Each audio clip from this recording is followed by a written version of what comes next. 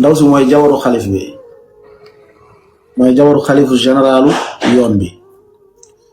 ndaw si seetlu leen ndaw si muuruwul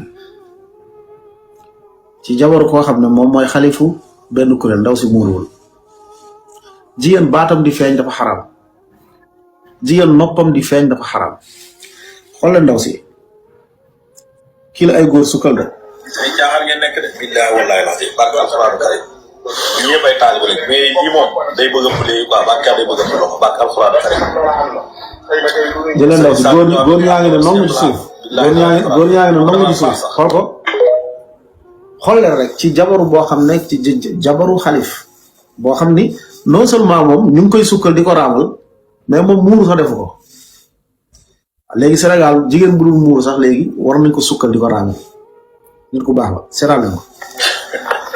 encore ci Sénégal xool leen soxna si bam toog est-ce que jigéen jullit ñii la war a muuroo musóor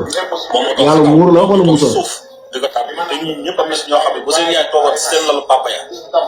ñoom ñëpp bu ñëwee dañuy naan dégg sa kaw lalu seen yaay ak seen papa duñ ko wax yaay maa ngi jéggal ñoom ñëpp toog si suuf di tar bi yéen da ngeen yem soxna Aïda Diallo mais soxna Aïda Diallo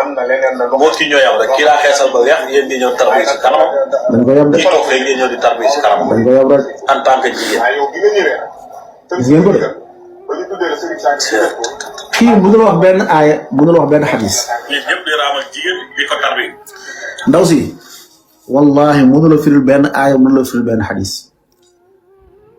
naka la nekkee ab cheikhet ab sëriñet mooy jëkkëram mooy xalif général jabar mu daxaal moom la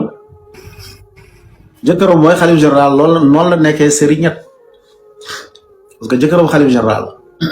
kii mënul firi benn aaya mënul firi benn xadis mais ñu ngi koy sukkal di ko raamal parce que rek sëriñet la moom mooy soxnaay xalif bi di ñaan ngeen partager vidéo bi bu baax ngeen tapoter ko ñu leeral dëggu yàlla bi